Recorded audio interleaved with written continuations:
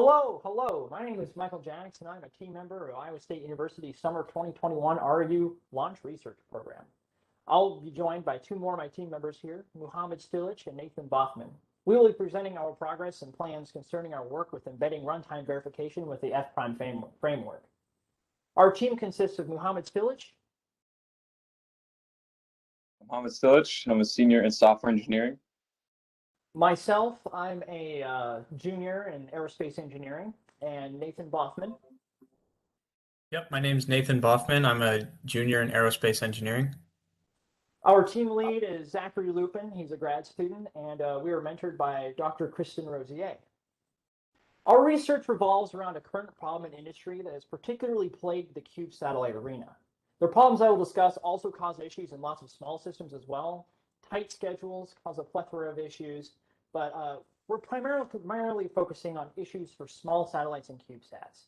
Things like poor budget, the aforementioned bad tight schedules. Cheap parts can send bad or non-interpretable data back to the ground.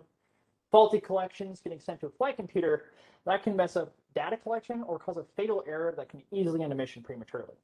And we haven't even discussed problems in space. Things like radiation and varying temperatures take its toll on the longevity of some of these missions.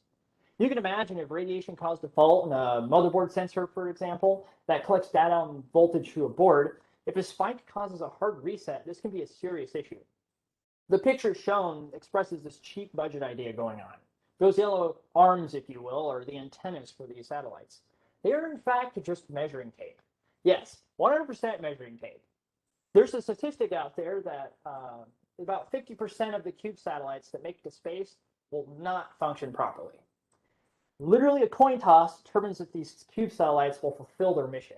This is a lot of expense with not a lot of guarantee. So how are we going to address these problems?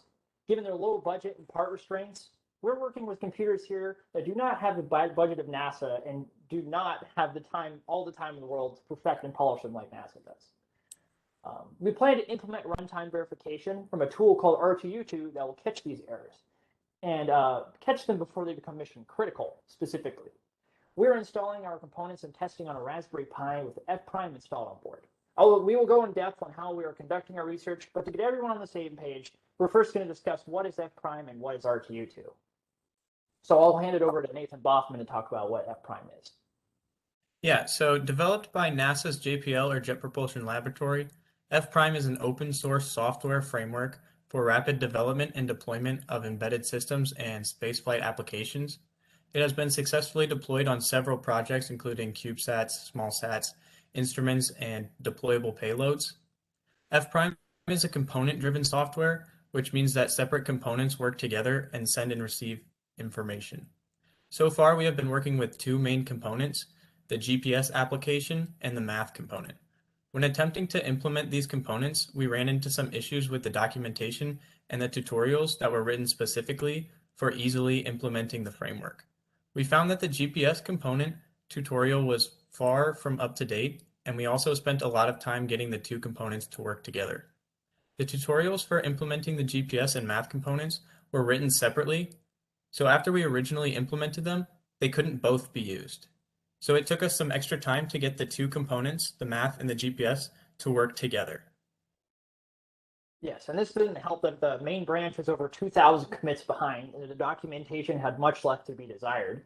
The whole team, I mean, we all agree that the program has a lot of potential here, but between the tutorials and all that, just it proved to be interesting trying to work out all the kinks. Now, R2U2, we're going to discuss here about what that is and what we're implementing and why we're doing so. How's this going to solve the issues? So I'll hand it over to Muhamed Stilic, and he'll talk about it there. R2U2, or as how we call it, it's called the Reliable, Responsive, Unintrusive Unit. And this software is funded by NASA and NSF grants. R2U2 is a runtime monitoring engine that brings health management to mission critical systems. The software uses temporal logic in order to run real-time fault diagnosis on any type of missions. So what R2U2 is a health management software. So if it catches irregularities in its formulas, it'll look at it side by side with real-time data coming in and check and see if there's any faults. And if there's 3 faults, then it'll log it within RTU2's program. Talking about temporal logic and formal methods, temporal logic consists of formulas that reason about linear timelines using Boolean statements. And formal methods is the mathematically rigorous techniques for how the specification is written, development and verification of software and hardware systems. So using that all together, we're going to be using formal methods, which is what RTU2 uses through the real-time systems that we have to check and see if there's any redundancies within the data that we get transmitted from the GPS. Yeah, so the way our research is structured here is we're taking a Raspberry Pi to simulate the small processing power a lot of these cube satellites will have, and it's cheaper budget. It's readily available, and we're putting on GPS. We're trying to get other sensors as well, and we're going to send them bad data through this on F Prime's framework. We're going to send it bad data, and we're going to try to get RTU2 to catch those issues, be able to say, and then give us a report on whether or not it's a fatal error. If it's something that's just, is it just a bad collection? Is it a faulty component, or in general stuff like that? Now, that'll be a proof of concept that we could install it on something else. Now, NASA JPL, and everyone's heard about Ingenuity. I'm sure even if you haven't, you can look it up. But it's the Mars helicopter that's running on F Prime. And recently, we heard about an issue with the camera where it was had a bad timestamp that it was sending to the flight computer.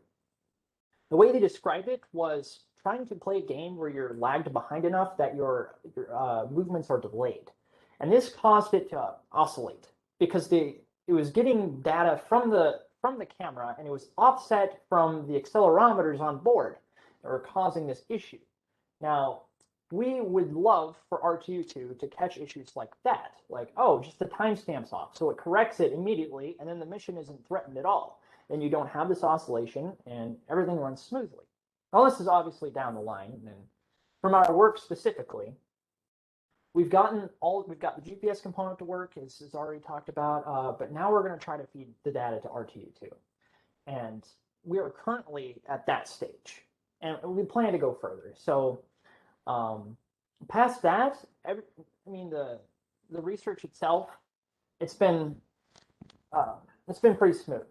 There's been a lot of errors with F Prime, as you've heard as well, but hopefully with that, we can continue on and go through this with through the following fall semester. So if you guys have any further additions or anything like that, feel free to go ahead and edit.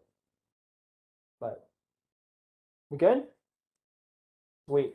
So with that, I'll conclude that we're enjoying this, and we look forward to continue going forward and solving these issues.